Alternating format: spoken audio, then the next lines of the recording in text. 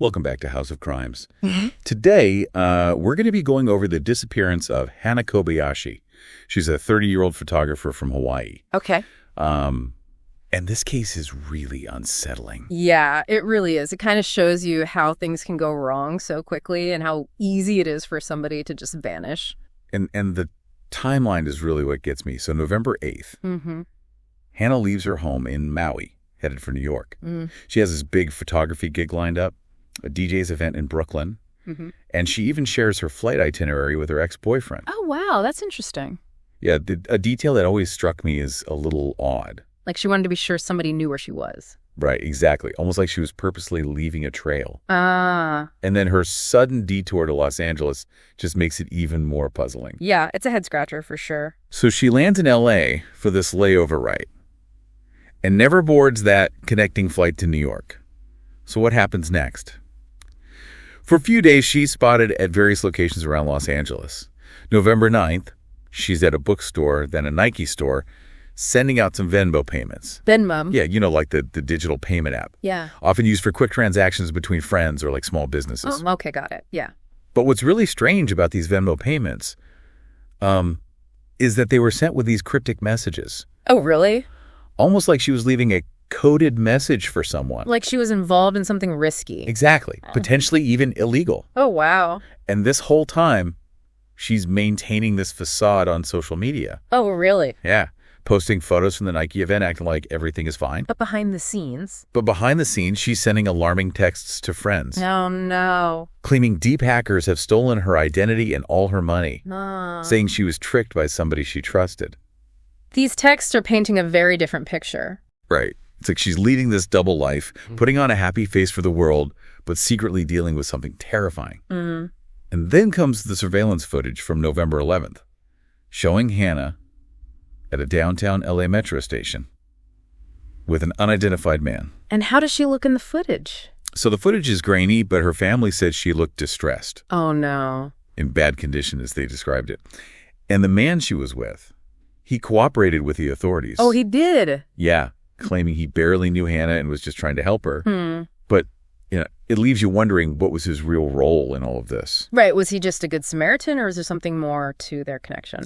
Yeah. And this brings us to November 12th, another twist in the case. Okay. Security footage shows Hannah crossing the U.S.-Mexico border at San Isidro. Oh, wow. Alone this time, dragging her luggage. It's a jarring image, you know? Yeah. Seeing her cross that border seemingly of her own free will, it makes you wonder, like, why Mexico? Why alone? Especially with all this talk of identity theft and financial trouble. Right. It's a question that has haunted investigators from the beginning. I mean, think about it. You know, those border towns are often associated with, like, danger. Right. Lawlessness. It just seems unlikely that someone fleeing financial ruin and identity theft would choose to go there unless they had a very specific reason. Like they were forced into it? Potentially. It definitely adds another layer of mystery to this whole thing. Right. And then, just as the trail seems to go completely cold, another devastating blow hits the Kobayashi family. November 24th. Hannah's father, Ryan Kobayashi, who had flown to Los Angeles to search for his daughter, is found dead near LAX. Oh, no. Suicide. That's awful. It's truly heartbreaking. And what makes it even more tragic is the suicide note he left behind has never been made public. Really fueling speculation about what he might have uncovered during his search. Exactly. Did he find out something about Hannah's disappearance that he just couldn't live with? Did he come face to face with the people that were responsible? We just don't know. It's a chilling thought, but one that we can't ignore. That Ryan discovered something so horrifying, so dangerous, that he chose to end his own life rather than face the consequences. And so that leaves us with a mountain of unanswered questions. Like, what really happened to Hannah in Los Angeles? Why did she go to Mexico? Was she running from something? Was she being coerced? And what did Ryan find out that led him to take his own life? These are all questions we'll be exploring as we kind of dig deeper into the various theories surrounding Hannah's disappearance. Okay, so lay out the theories for me. What are we looking at? So the first, and perhaps the easiest to digest, is that Hannah intentionally disappeared. A voluntary escape. Yeah, a voluntary escape from modern life. But I mean, I gotta say that theory kind of falls apart under scrutiny. I agree. It's hard to reconcile the idea of a planned escape with her erratic behavior, the frantic texts, the financial ruin. And let's not forget, she left her passport behind. Why would somebody planning a new life abroad intentionally leave their passport behind? Yet, it just doesn't add up. Yeah.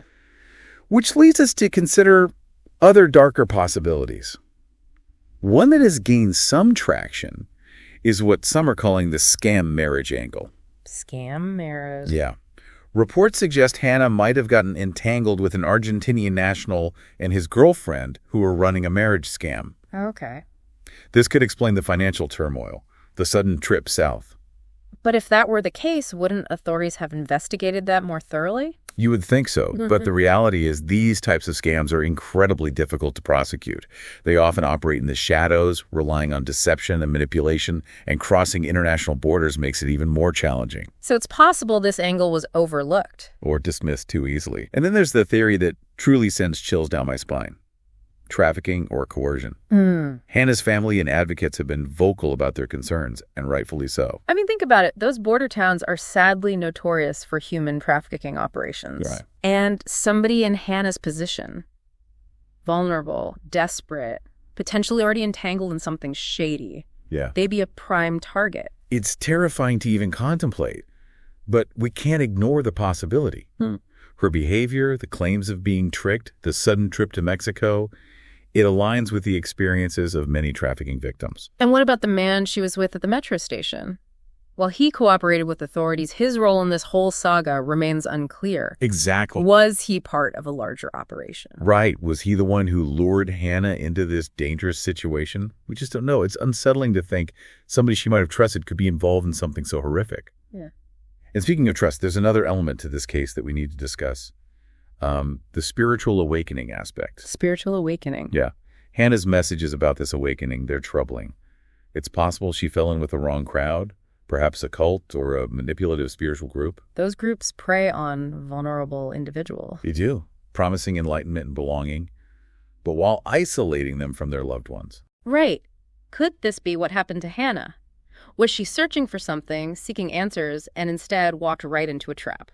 It's certainly a possibility, and one that's difficult to investigate, as these groups are often very secretive and adept at covering their tracks. But perhaps the most frustrating aspect of this entire case is the seeming lack of urgency from the LAPD. Oh, you think so? It's like the moment Hannah crossed that border, the investigation hit a wall. Why wasn't there more effort to track her down?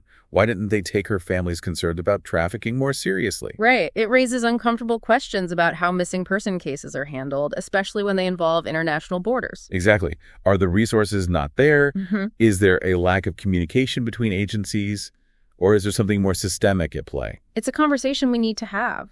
We need to demand better from those in power, from the systems that are supposed to protect us. Absolutely. Because the reality is this could happen to anyone. Anyone could find themselves in a situation where they're vulnerable, where they make a wrong turn, and suddenly they're caught in a web they can't escape. And what happens then? Right. Who is there to help them? These are the questions that keep me up at night. The questions that fuel our work here at House of Crimes. We're committed to giving a voice to the voiceless, to shining a light on the darkest corners of our world. Because every missing person deserves our attention. Every family deserves answers. It's hard to fathom the Kobayashi family's pain, the constant worry, the endless what-ifs. They deserve answers, and more importantly, they deserve justice. I agree. And that's why it's so crucial to keep Hannah's story alive, to keep asking those difficult questions. We can't let her case fade into obscurity, become just another unsolved mystery. And while we may never know the full truth, we can examine the evidence, analyze the theories, and try to piece together what might have happened. Okay, so where do we go from here? Well, if we look at the most plausible scenarios, the ones that align most closely with the evidence, a disturbing picture begins to emerge. You're talking about trafficking or coercion? It's the theory that haunts me the most. It's hard to shake, isn't it? When you consider her vulnerability, her erratic behavior, the cryptic messages about being tricked, the sudden border crossing, it all points toward the possibility that she was being manipulated, controlled by someone. And the man at the metro station, could he have been the one who lured her into this? It's certainly a possibility. I mean, think about it. Right. Those border towns are often used as transit points for trafficking operations. It's not a stretch to imagine she was being moved across the border against her will. perhaps even under the guise of helping her escape her financial troubles. That's awful. It's a chilling thought. And then there's her father's suicide. What if he uncovered something about this trafficking ring, something that put his own life in danger? That's heartbreaking, but we can't dismiss that possibility. Maybe he stumbled upon information that confirmed his worst fears, that Hannah was caught in a web she couldn't escape.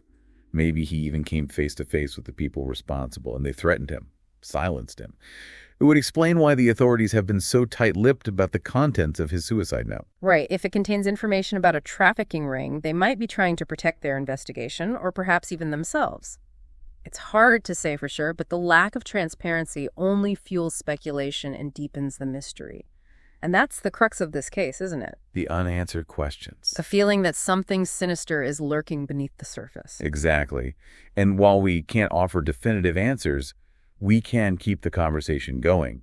We can raise awareness, demand accountability, and hopefully prevent another family from enduring this kind of pain. That's our mission here at House of Crimes, to shed light on the dark side of humanity, to give a voice to those who have been silenced, and to remind everyone that even in a world of constant connectivity, people can vanish, leaving behind only a trail of unanswered questions. And that's what makes Hannah's story so compelling, so tragic. It's a reminder that even in the most ordinary of lives, darkness can lurk, and sometimes the truth remains elusive. Thanks for joining us for another unsettling episode of House of Crimes. If you'd like to hear more captivating crime stories, make sure you subscribe to our channel. We release new episodes daily, so tune in tomorrow for a brand new case that's sure to keep you on the edge of your seat. Until then, stay safe out there and remember the truth is always worth seeking.